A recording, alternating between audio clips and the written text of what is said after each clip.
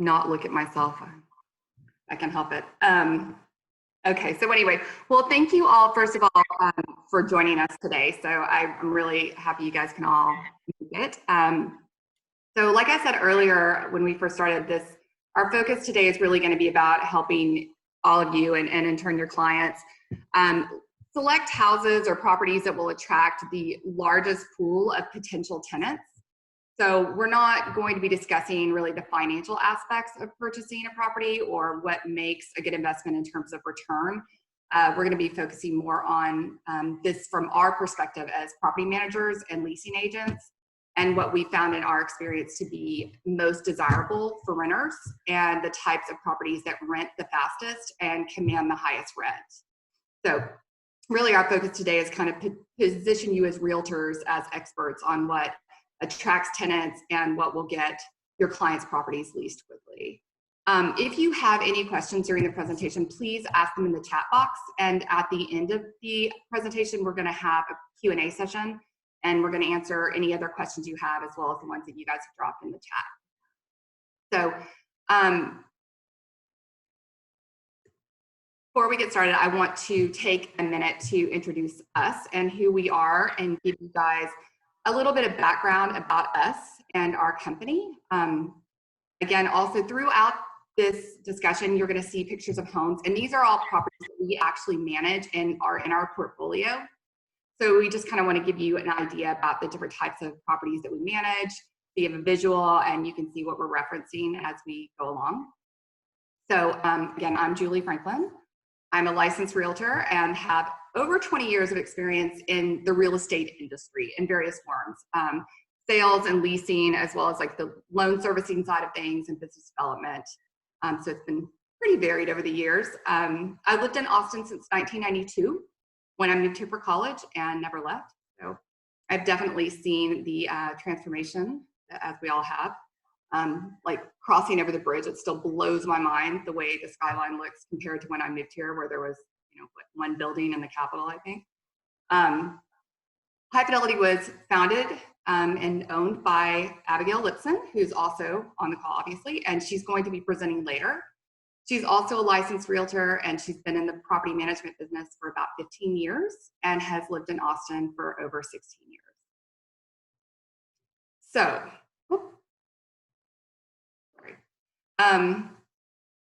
so we've been in business since 2011, and we manage, it says 115 doors. It's actually 120 doors now, and we're still growing. We specialize in single-family residences, duplexes, condos, and fourplexes. We manage properties all around Austin and the surrounding areas. Our approach really is to provide our clients with a high level of personal service and a high level of customer service. And our philosophy really is to treat people the way we would want to be treated, both as an owner and investor, as well as a tenant.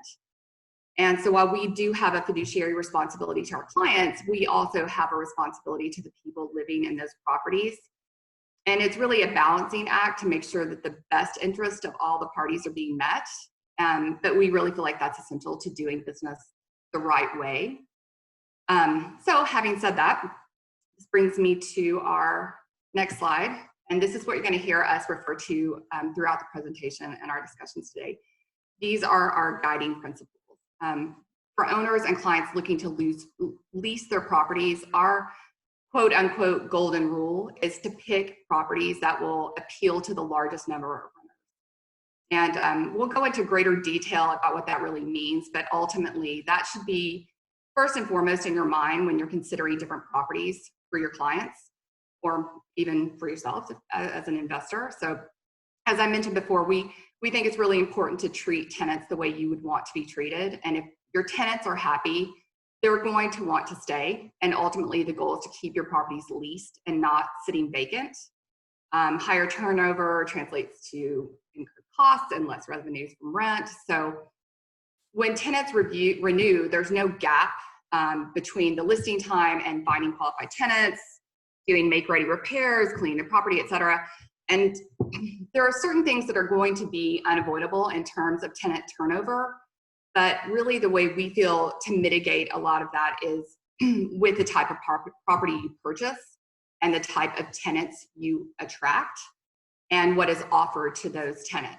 So if you give your tenants what they want, they're going to want to renew. And ultimately that's the goal. So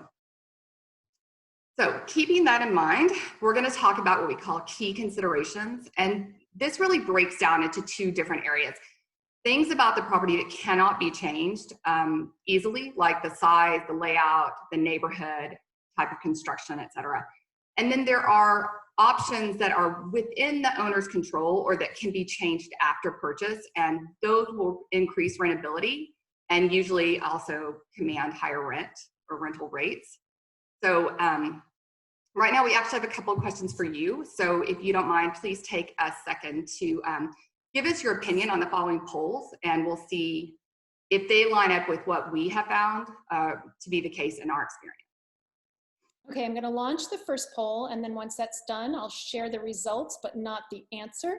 And then we'll do a second poll, same thing, and then Julie will lead into it. So here we go.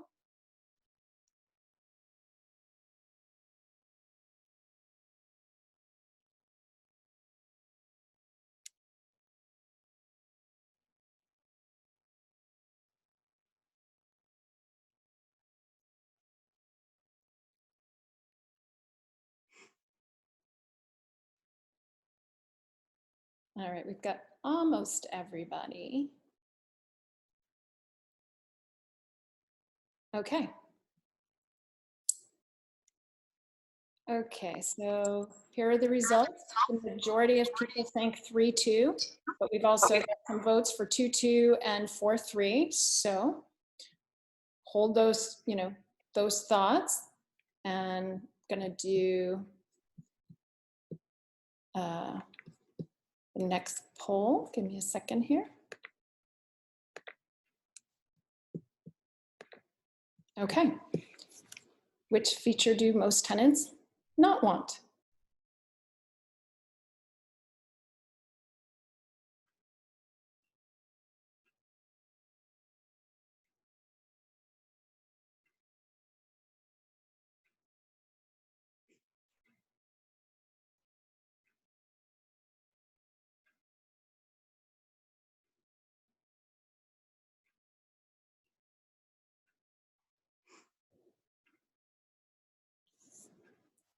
Okay, got everybody. So here are the results of that. So as you can see, the majority think a pool is the feature most people don't want, but we have a few other choices.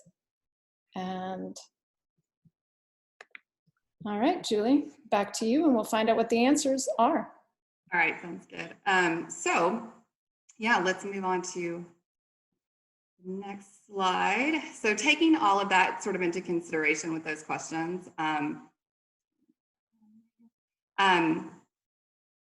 these are what we're going to call essential features. These are considerations or features that a lot of times are actual deal breakers for potential tenants. Most of these are items that you really can't change or upgrade after market. So these are really important to consider when you and your clients are initially looking at properties. I think it's really important to say here that more bedrooms, more space doesn't necessarily mean higher rent. What we found in our experience is that actually 3-bedroom homes rent faster than 4-bedroom homes, and that the additional square footage doesn't equate to more money in the long run. For example, we're currently managing a duplex where one side is 3 bedrooms and the other side is 4 bedrooms. 3-bedroom side, and they're same quality, same kind of, in terms of layout, similar upgrades, similar, that sort of thing. But really it just boils down to that extra bedroom, and the side with 3 bedrooms rented way faster than the side with 4 bedrooms and actually gets more money per square foot. So what we found is that people really don't want to pay for space that they don't need. Even if it's only like $100 or $200 more a month, they would rather sacrifice that extra bedroom than pay more money for it. So in these situations, 3-2s are pretty ideal. I mean, I would say that's probably ones that rent pretty fast in our experience. The other consideration is the more bedrooms you have, the more bathrooms you need to have. Once you get into properties with 3 bedrooms or more, it's really important to have more than 1 bathroom. And it's definitely a deal breaker for tenants. It's something we hear over and over when we're trying to lease properties with 3 bedrooms if there's only 1 bathroom. Usually because that means roommates are going to have to share, or there's a couple in a roommate and they don't want to share, or even worse, there are kids and parents and kids don't want to share bathrooms. I mean, I know if I had to share a bathroom with my teenage son, it would be a crime scene really quickly. So I want to clarify also that the 2 bedrooms and 1 bathroom properties are the exception, and they generally rent pretty easily. But once you get above 2 bedrooms, you really want to get another bathroom, a second bathroom, at least to increase the rentability. And the layout of the property is actually really important. We've found that properties with strange design features or weird layouts, or design features that maybe the owners thought were cool or appealing but don't serve a practical purpose, are not attractive to tenants. And remember, I mean, we're trying to appeal to the most potential renters that we can. So uniqueness might seem cool and, you know, appealing, but it isn't really, and it can often repel renters. So for example, we have a property we manage right now that on paper looks great. It's in a great neighborhood. It's got plenty of space and large rooms. But that's sort of the problem, is it has space that's not clearly defined, multiple living spaces that you don't really know what they are, and hallways that lead to nowhere. And I mean, honestly, the first time I was in it, I felt like I was in a hay maze, and people would walk in and kind of do the same thing I did the first time, like, where is this leading? And so that one was actually harder to rent than it should have been. That was the only thing we could attribute it to. We also have a property where the garage door is in the master bedroom, and people would walk in and just go, is this a mistake? Like, is this supposed to be here? So, and that one took a longer time to rent to, simply because of that. So, you know, just like when you as an agent are advising your clients when they're purchasing not to buy necessarily the nicest house or the biggest house on the street, that is the same for rental properties. Being the biggest and the nicest doesn't equate to more rent in the long run. So if the idea is to get the most bang for your buck, then I would avoid being the most expensive house on the block or the largest. And the last consideration you see there really might surprise all of you, which is why we wanted to include it in the polls. We strongly encourage owners and investors to avoid buying properties with pools. And there's several reasons for that. First of all, having a pool, it doesn't translate to higher rent. The same thing, right? We tell sellers, it's great if you want to put that pool in because you want it. Just don't expect to recoup that cost later on, or that expense. The same is true for rentals. And what seems like it'd be great in the summer in Texas, there's a consideration for tenants. One being the maintenance, also the risk factor if there are kids involved, and owners need to take that into consideration as well. The maintenance, potential repair costs, as well as the liability concerns. And most importantly, tenants just really don't want them. Most of the recent properties that we have leased with pools, we pulled it up and looked at all of them, and they took between 2 and 3 times longer to rent than our other properties without pools. So again, you know, it might seem like a nice feature, but if it's not going to attract renters, then it's probably not a feature you actually want or need. So these next items are features that tenants really like, but they aren't necessarily deal breakers if they're not there. So basically, if the price is right, most renters are not going to rule out a property because it doesn't have a fireplace or it doesn't have high ceiling. That's not to say that some potential tenants won't like those items or won't have them on their list of things they want. But again, we're trying to appeal to the largest number of renters, and not checking all of those boxes is not going to prevent most people from applying if the rest of the key features fit their needs. So, you know, if it has walk-in closets and high ceilings and a fireplace, great. But it's not going to kill the deal for most applicants. And as a property manager and a leasing agent, we really don't have a lot of renters come in and specifically request these items as must-have. So now, like I mentioned before, there are some things that owners and landlords can control after purchase, and that's what we're going to talk about next. Unlike the previous two slides where we discussed properties with features that are within the owner's control to change not within the owner's control to change and should be considered before purchasing. These are considerations for after the actual purchase. Some of these items will be deal breakers, especially rentals allowing pets. As you all know, Austin, as we were just talking about at the beginning, talking about our pets, right? I mean, Austin's very pet friendly, and a lot of people will immediately rule out properties if they don't allow pets, even if the property is otherwise perfect. So with that in mind, if you allow pets or your clients allow pets, homes without carpets and with more durable flooring like vinyl plank or tile are a lot more attractive to tenants. And it is something we hear a lot as property managers and leasing agents. So a lot of times as property managers, we recommend to our clients that they install vinyl plank floors for the durability factor down the road. Carpets do have to be replaced, frequently. Well, not frequently, but every number of years, and obviously they get worn out more quickly in rentals. So the upfront cost of installing vinyl or laminate floors is worth it because they also have to be cleaned every time a tenant moves out. So it's something that if there's cost that you can incur in the beginning to do upgrades, that would be one at the top of the list. And something else too, just like if you're going in to meet with a potential listing, one of the first things you're going to advise owners is to paint the walls a neutral color. That is the same for rentals. You might get lucky and maybe a potential applicant thinks green walls or yellow ceilings or whatever are cool. That's probably not going to appeal to most people. And I use that as an example because we actually have a property we manage where all of the walls throughout the house are purple and not even the same shade of purple, like different shades of purple. And that one took a while to lease. It was frequently commented on when we were showing it. And honestly, it shouldn't have taken that long to lease. If the owners would have listened to us and gone ahead and just painted those walls gray or beige, we would have been able to lease it a lot faster. And I think,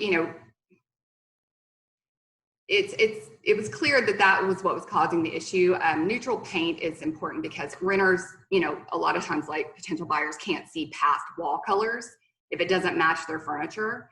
And more importantly for renters, they are not at liberty to go in and start painting walls, and they can't make all these changes to suit their taste or to match their decor.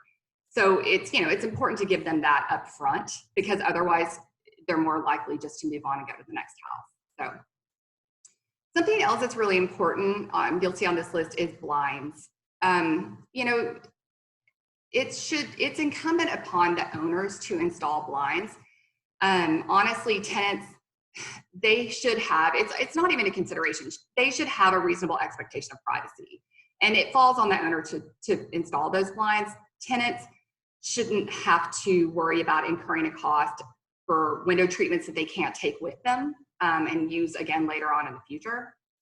The rest of these items, smart technology, we live in Austin, that's great. Stainless appliances, absolutely. Upgraded kitchens and baths, sure, tenants love them, for sure. And it does definitely increase the value and it decreases time on the market. And these are things that also can be done in stages over time after a purchase or, whatever it's going to take to do it and make it more feasible cost-wise. So, as I mentioned, we do manage different types of properties all over town. These are the ones we are most experienced with, single families and, duplexes, condos, fourplexes. I'm going to go into greater detail about condos and the pros and cons of those in a little bit. But suffice to say, we really prefer single family residences and duplexes for the ease of rentability and for the ease of management.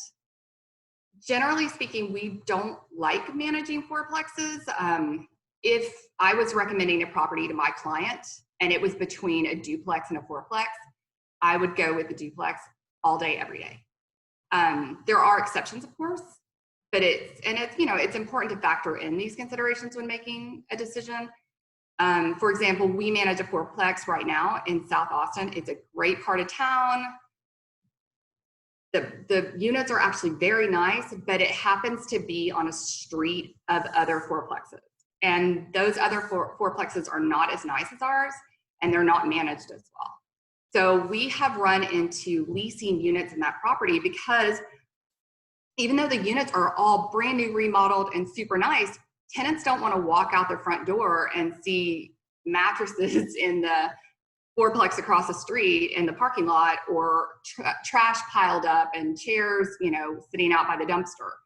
So we actually had a little trouble leasing those units, despite the fact that once people got inside them, they loved them. Again, there are exceptions to that for sure, but we've also found that fourplexes tend to have a higher incidence of late payments and non-paying tenants, so compared to the other types of properties we manage. So for example, this greenhouse though that you see on the slide, that is one that we manage. It's a fourplex. It is not in a neighborhood of other fourplexes, and we rent it super easily, and it commands great rent, and it has great tenants. So when you're looking at fourplexes, I would say the neighborhood is a big consideration as well. So speaking of neighborhood considerations, first and foremost, look for properties where there are other rentals. Potential tenants don't usually bother looking for properties in neighborhoods or areas where they think they might have trouble finding a property to rent. The flip side of that is that beware of neighborhoods where there's a ton of new construction, because a lot of those builders, when those houses have not sold, they will put them up for lease. And now your client's competing against all those brand new homes, where likely they're going to be renting for what your client is going to have to rent their property for just to break even. And builders are at liberty to kind of negotiate on that. Also, those are likely going to be 6-month rentals because, as you all know, builders are going to put them back on the market when it's a hotter time of year. So something else, certain parts of town, obviously, where schools are highly rated, Round Rock, Cedar Park, some of those areas, those are going to be more likely to follow seasonal school cycles. So it means if they haven't rented by the end of August, generally the rental market in that area kind of drops off a cliff. Whereas areas like downtown and East Austin, South Lamar, South Congress, those areas tend to attract young professionals, and they're less likely to be subject to seasonal fluctuations. And that is a big plus for investors and definitely something to consider. University housing, that's its own beast, right? The upside being that they stay leased generally, and they pre-lease quite easily. The cons to that being that college students aren't generally known for being super on top of maintenance, and they aren't going to take care of those properties quite the same way like a family or young professionals would. That generally translates to more maintenance and more repair costs and potentially unhappy neighbors who maybe don't like the jungle growing in the backyard or the red Solo cups littered all over the front yard from last night's party. The neighbor nuisance is definitely a consideration as well. We are seeing a lot more rentals in Manor, Hutto, Kyle, Buda. The boundaries of Austin are expanding, right? And so take that into consideration. I will say though that of the hundreds of houses that we've managed, the ones in those outlying areas do historically take longer to rent, and they don't rent for as much money typically.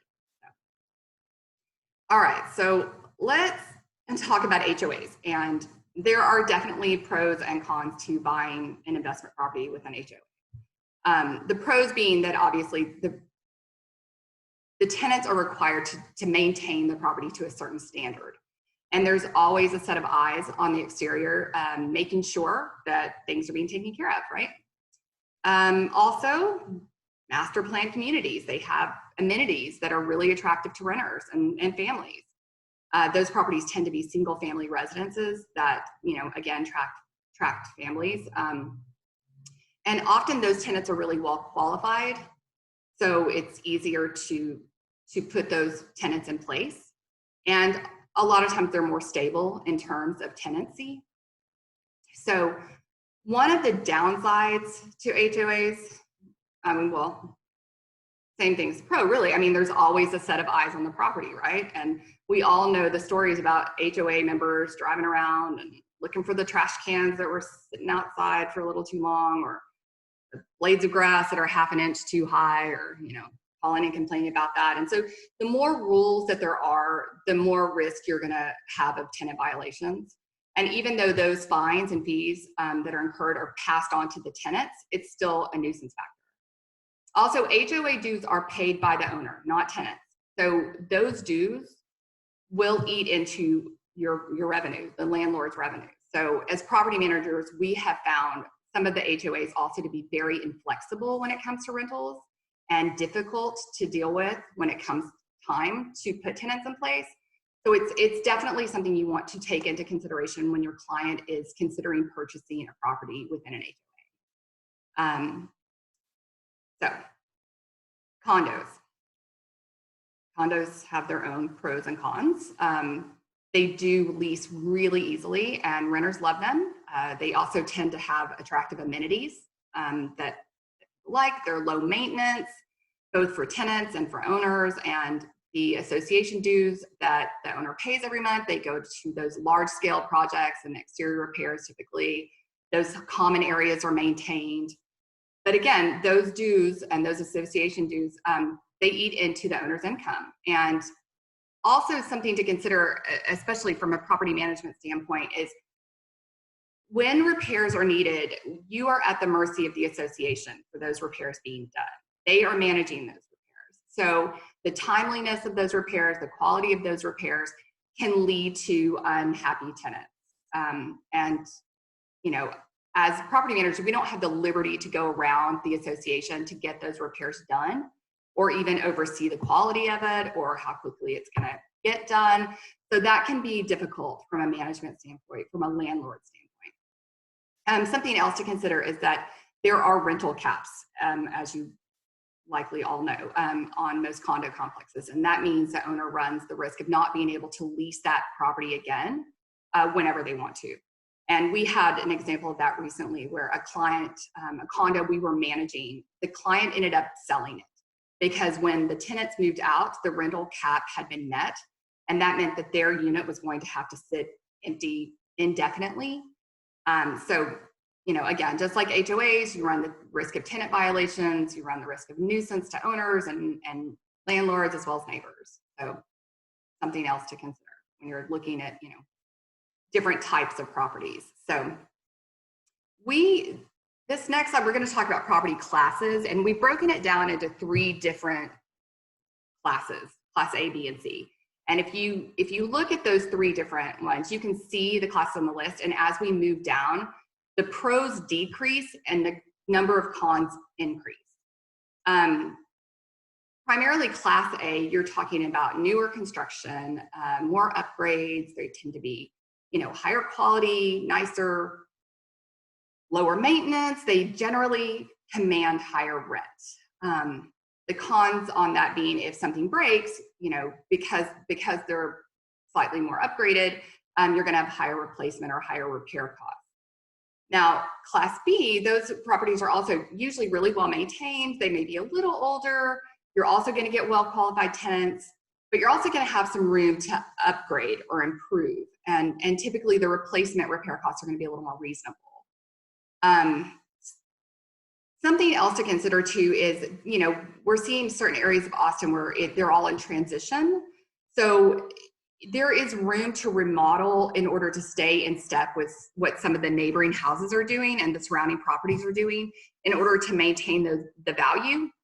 And a lot of times you're going to attract a higher quality of tenant in those areas because they're looking to move into those neighborhoods because the rent is still, it's a little more affordable than some areas. But again, you're seeing like remodeling being done, new construction being done, and that can be really attractive to prospective tenants. The cons being on that, again, you know, if they are a little older, you're going to have more maintenance. They don't command as high rent as Class A, and they do take slightly longer to rent. Class C. So those tend to be the most affordable in terms of the, you know, rental rate. So you're going to have a lot of interest. You are not necessarily going to have a high number of people you can qualify. So you'll get a lot of phone calls and you may even get a lot of applications, but they don't necessarily pass the screening process.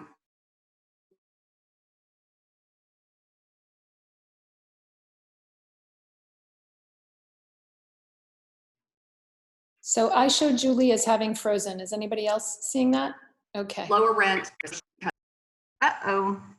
Julie, you froze for about 10 to 15 seconds. Oh, sorry about that. Okay. Are we good now? Yes? No? Yes. Okay, sorry. Okay. So I don't know where I left off, but basically Class C, you're going to have a lot of people express interest because they're the most affordable, but they're going to be the hardest to qualify. So you'll get a lot of calls, you'll get a lot of applications, but they may not pass the screening process. So they tend to have the lowest rent rates. They tend to be the slowest to rent.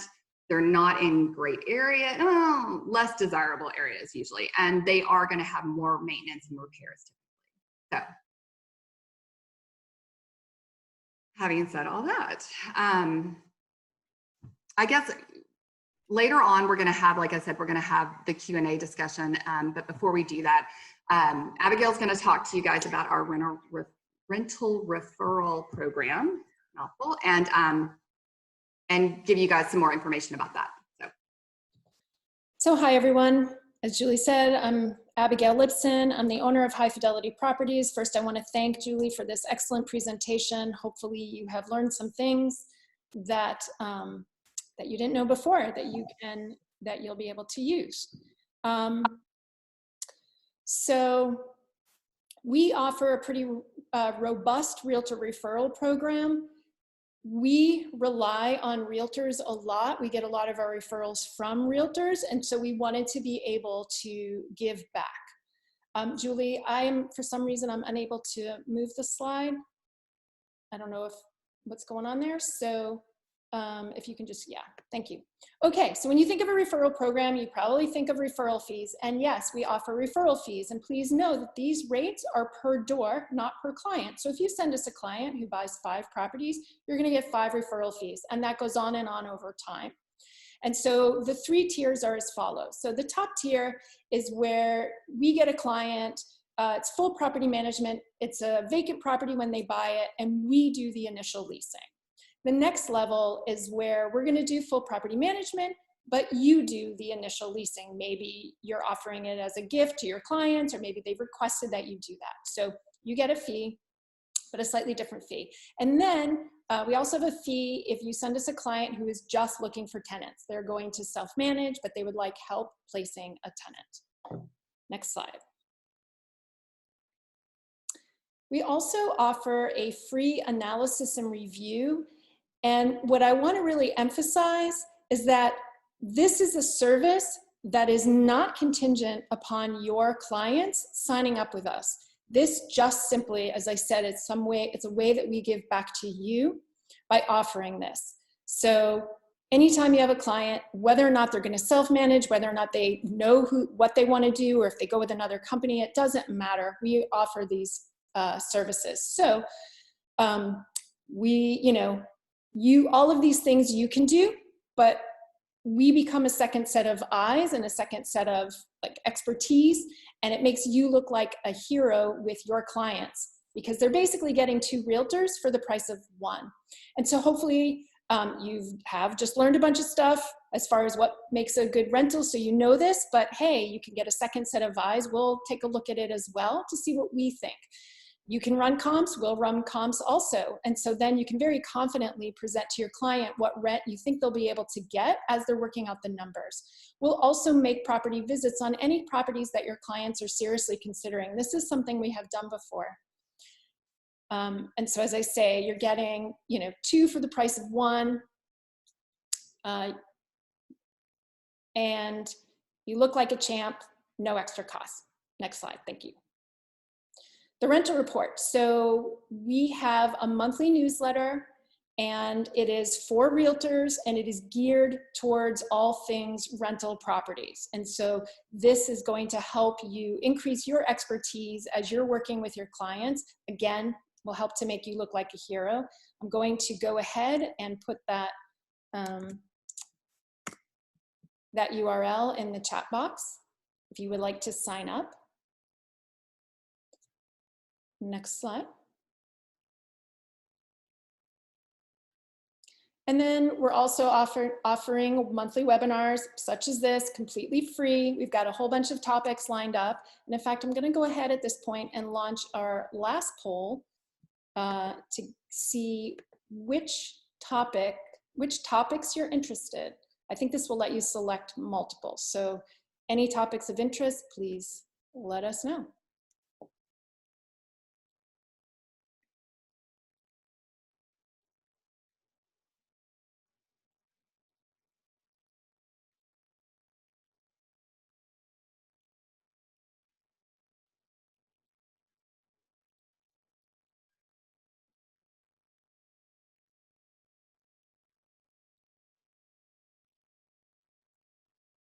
Okay.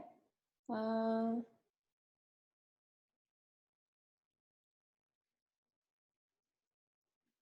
think everyone has voted, so I will share those.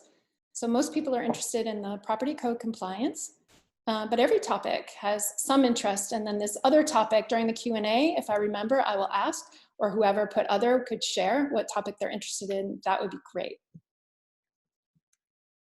Okay, next slide.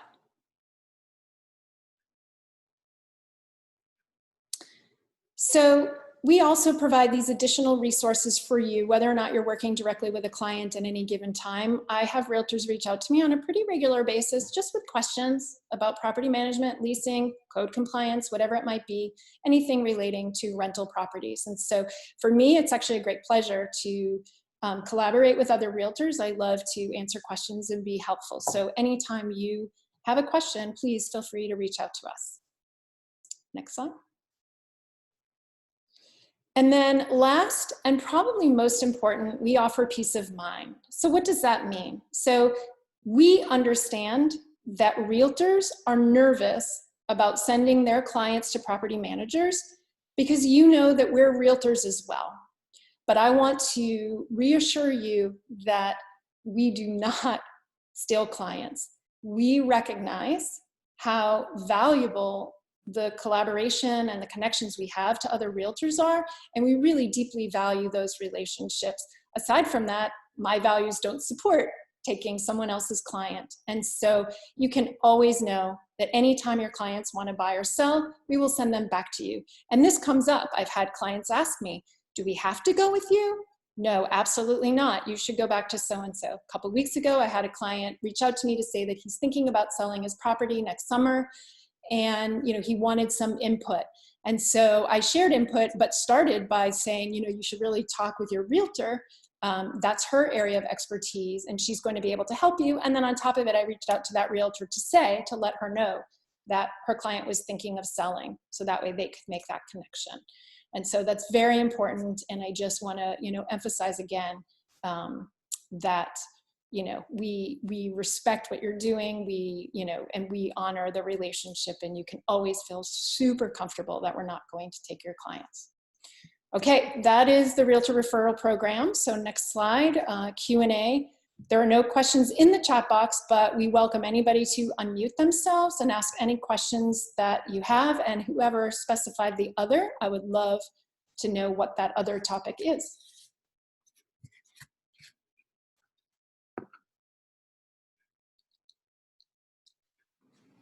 Abigail, I'll just chime in. I think that you might have been talking about me, but you could have been talking about any client. Testimonial to High Fidelities. I did refer a client to you 2 years ago to lease their house and manage it. The tenants were happy because they signed up for a new lease. And yeah, you did reach out to me just a couple weeks ago and say, hey, your client's considering selling, just an FYI. So I think there's a lot of integrity in that.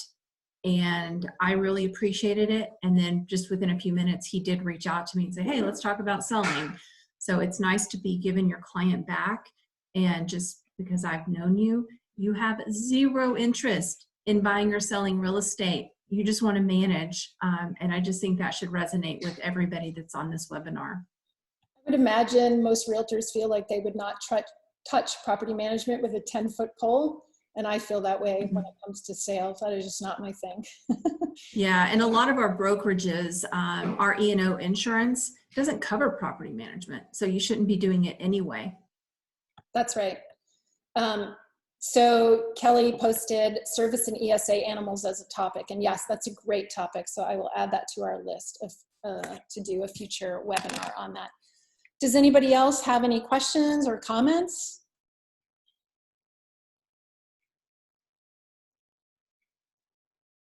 Anybody at all? No. Okay. So hopefully you guys are all super experts at this point. Separately later, if anybody has any feedback that they want to share, very open to that. As I mentioned, we're going to be doing these ongoing webinars, and anything we can do that helps to be more effective and more useful, we would love to know it. And so last chance. Thank you, Sherry. I do have a question. First of all, thank you so much for putting this together. I just have a really quick question. I'm a realtor as well, and I got a couple of properties that I manage myself. I was hoping to get another one this year, but it's been really, really hard to win the offers with so much competition right now. But I guess my question is, what maybe, I mean, so for me to buy a property, a rental, an investment property, the numbers have to make sense. And what I mean by that is, I mean, I'm gonna have a loan on it, of course. Like I'll be putting 25% down, and I will have a payment, a mortgage, and then a rental, right? So, for me, like the numbers have to make sense. I have to get some X number for cash flow. And then of course the property will be going up in price, and the equity will be increasing every year and things like that. So I understand that. The question is, what would be your advice? Because maybe I'm one of the reasons I'm not getting the next house is because I'm expecting a bigger cash flow monthly, and maybe I should be shooting and offering more and taking a smaller cash flow every month. Like, what would be your advice? Just as a property manager, what do you think should be, and I know every owner is different, and I know everybody's had different ideas on this, but what would be, I'm always shooting for, like $300-400 every month. But sometimes if I do make a bigger offer, that just means that my cash flow is not going to be $300, $400, $500 a month. It's going to be more like $100, and then maybe it's not of a great opportunity for me. So am I really thinking about this the wrong way, or what do you guys think? So by the way, anybody else is welcome to jump into this conversation as well, but I will give an answer, which is that it is hard to give an answer, right? Because different people have different goals. So I actually have a client who buys properties that don't even cash flow because his focus is the equity. Now that would not be my personal, style of investing. And I am an investor. I own duplexes. And so the, how much it cash flows is going to depend on how much you put down, whether it is like a single family home or a duplex or a fourplex. For me personally, duplexes, if you can find them, are like super sweet spot because you get more dollars per square foot. Plus you also, it's not so likely that both units will be vacant at the same time. So you're always getting some amount covered. And so, I can't, I don't actually have an answer for how much that you're clearing each month, that you should be going for, because everybody has different goals. I feel like if you are given that Austin is a great market and you'll be building a lot of equity, I personally feel like any amount that you're cash flowing is going to be a benefit. Does anybody else want to add to that?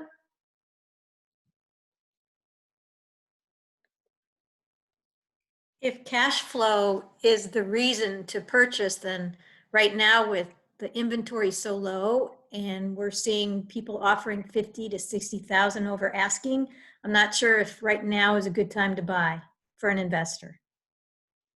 Right. I think, kind of speaking to what Abigail said, and Sherry, I think you and I even spoke about this the other day. I mean, it's really about weighing your short-term goals and your long-term goals. I mean, if a lot of the investors that we're seeing are in this for the long play, they're not necessarily expecting to cash flow immediately. And they recognize that in this market, it's going to be difficult to cash flow immediately, based on like just what Sherry said and what Abigail said. So, I mean, I think it's really about kind of what is your long-term strategy versus your goals. Also, I think there, again, I'm not in this, I'm not doing sales, so I'm not looking at those numbers every day, but I feel like there might be some opportunity still with properties that are in neighborhoods that haven't transitioned yet, because buyers are not necessarily, who are looking to move, they're not necessarily looking in those areas. So I feel like there may be some opportunity there, as well as going into outlying areas.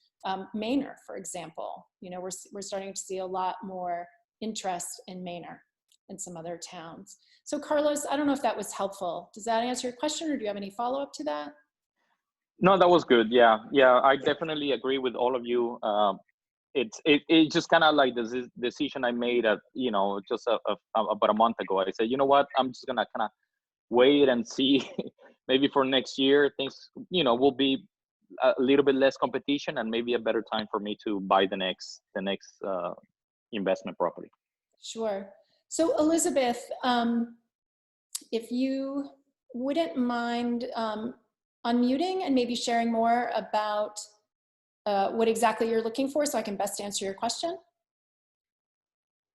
It's about organizing financials. Hi.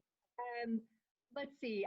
I'm just kind of not sure about as far as a rental portfolio. I have several properties, and they're all, it's just kind of a mess basically. And I've sold one triplex where I talked with other multifamily investors, and they have software programs that organize all of the inflows and outgoes, and so all of that seems too big for my little operation. I probably have like 5 properties, and only 2 of them are official rentals. The other ones have relatives or benevolent causes where they're just breaking even. So, but I have no method to my madness. Basically, I put together numbers for the accountant, and so I was just thinking maybe as a more of a topic for a future presentation that if there is some easy way to structure that. I'm just kind of flying by the seat of my pants over here. Okay. So, I mean, are you even using a spreadsheet? No. Okay. I mean, with a few properties, you actually can do it on a spreadsheet. And it's basically, you can just create, you've got rental income. You might have a couple of other income categories if you're collecting utility income or something like that. And then in your expenses, you would there aren't actually that many categories for rental properties. You've got maintenance, maybe like you've got repairs. And so I think, so I feel like you could probably do it with it on an Excel sheet. It definitely makes it incredibly easy at your end when you have been tracking it as you go. And so it means just entering every receipt, every cost. There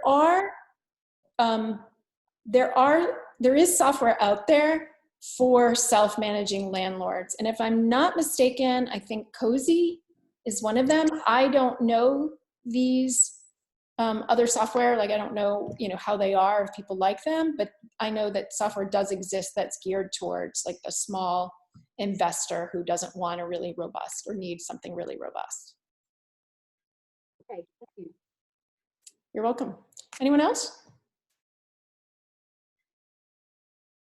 Okay.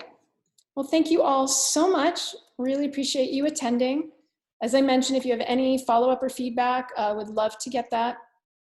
I'm going to put our phone number in here, and then also our email address, which is, sometimes people think an info email address kind of goes to nowhere land, but that is a very actively monitored inbox. So,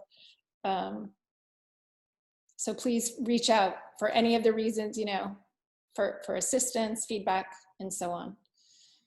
All right. I hope everybody has a wonderful rest of your week. And again, thank you so much. Really appreciate you joining. And we'll do this again. Thank you, ladies. Bye. Thanks. Bye.